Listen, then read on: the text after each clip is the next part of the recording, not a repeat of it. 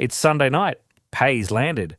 115 grand this year. No arguments. That's a genuinely solid wage in this country. And there you are, phone in hand, refreshing the banking app for the third time, doing that mental maths again, trying to work out where it all actually went. If that's you, don't touch that dial, because by the end of this video, you're going to understand exactly why a good wage in Australia doesn't feel like one anymore, and what you can actually do about it before another year slips by. First thing, you haven't stuffed this up. You're not bad with money. It's not the smashed arvo, and it's not the 2 coffees a day. What you're feeling has an actual name, and once you see it, you cannot unsee it. I call it the invisible pay cut. It's been quietly hitting nearly every income earner in this country, whether you're on 80 grand or 200, and today we're pulling it apart properly. Here's the bit most people miss. Your number on the pay slip hasn't dropped. What's dropped is what stands behind it. This year, the Reserve Bank has actually hiked to the cash rate 3 separate times, dragging it back up to 4.35%, basically undoing all the relief everyone banked on after the rate cuts through 2025. Inflation's sitting above 4%, still running hotter than the Reserve Bank's own 2 to 3% target, and unemployment's crept up too. So while you were quietly assuming things were levelling out, the ground actually moved under you again. That's the invisible pay cut. Nobody sent you a letter. Nobody stood up in Parliament and announced it. But the same number on your pay slip is buying a noticeably smaller life than it was buying you 18 months ago. Now let's talk about the big one, housing. Nationally, the median house now costs about 8 times the median household income. In Sydney, it's over 10 times. Servicing a new mortgage on Sydney's median home currently chews up more than half of a household's gross income before a single bill or grocery run gets paid. Half before anything else. And if you're renting instead, you're not off the hook. To rent a typical house in Sydney without tipping into rental stress, Domain's own research says a household now needs upwards of $135,000 a year. Melbourne and Hobart sit a bit lower, but every capital city is trending the same direction, up. So picture someone on our $115,000 salary looking at that property market. They're not looking at a stretch goal anymore, they're looking at a locked door. And every quarter that door drifts a bit further away. Quick one before we push on. Drop your postcode in the comments and guess what household income you reckon you'd need to rent comfortably there. I promise you, some of these numbers will floor you. Right now, roughly 1 in 4 Australian mortgage holders is classified as being at risk of mortgage stress. That's somewhere between 1.4 and 1.6 million households. And a big chunk of that is people who locked in a rate a couple of years back and are now rolling off onto variable rates sitting above 6%. Their repayments haven't gone up a little. In plenty of cases, they've jumped by hundreds, sometimes close to $1,000 every single month. Then there's the everyday squeeze, the stuff that never makes a headline on its own, but adds up to a small fortune. Electricity bills have jumped sharply over the past year, largely because the old federal energy rebates rolled off. For a lot of households, it's shown up as a jump of 25% or more on what they were actually paying out of pocket. Private health insurance went up another 4.41% this April, the biggest single jump in almost a decade. Groceries keep creeping. Insurance on the house, insurance on the car, streaming subscriptions, phone plans. None of that is a luxury.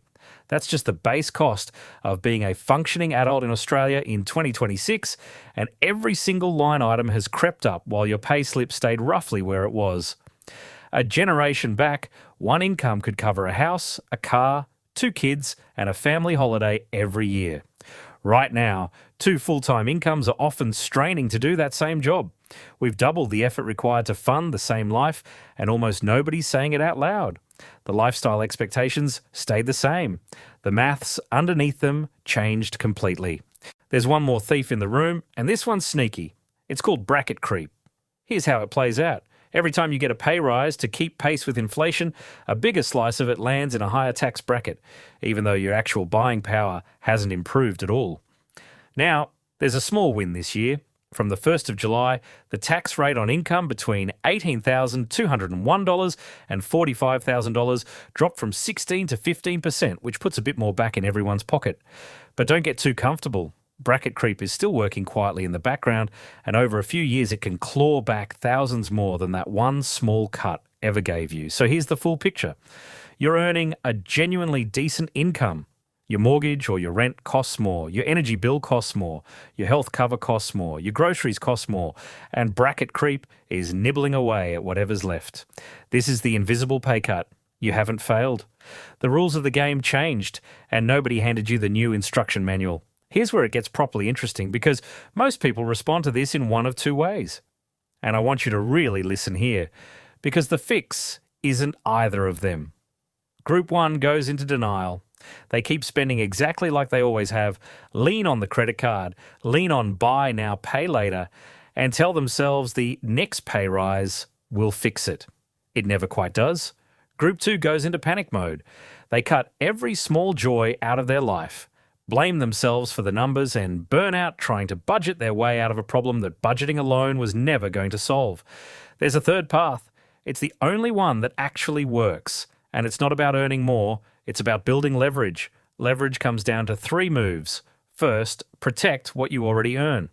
Most people on a decent wage have no idea that 15 to 20% of their income is quietly leaking out through subscriptions they've forgotten, insurance policies that overlap, and fees the banks are counting on you never noticing. Second, build income that doesn't depend on you clocking in. Your employer's already tipping 12% of your wage into super. Salary sacrificing a bit more on top is one of the most legitimately tax-effective moves going.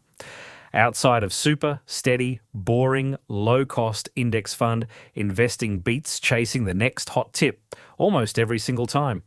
The goal isn't a get-rich-quick scheme. The goal is to stop being 100% dependent on a single paycheck in an economy where a single paycheck isn't cutting it anymore. Third, change the question you're asking yourself. Stop asking, how do I get through this month? Start asking, what does my life need to look like in 10 years so I'm never stuck in this spot again? Because the people who actually climb out of the invisible pay cut aren't the highest earners. They're the ones who clocked early that the game had changed and started building their way out while everyone else waited for things to go back to normal. They're not going back to normal. Higher rates, higher housing costs, higher bills. This is the new baseline in Australia, not a rough patch. The sooner you accept that, the sooner you stop blaming yourself and start actually building something. So before you close this video, open the banking app right now, scroll back through the last 30 days and find the one leak you've been ignoring. Cancel it, switch it, or renegotiate it before the week's out. That's it. That's how the climb out of this actually starts. Small, deliberate moves, repeated every month, while everyone else stays stuck exactly where they are. If this shifted the way you see things, smash that like button and subscribe. It genuinely helps this channel keep going. Thanks so much for watching, and I'll catch you in the next one.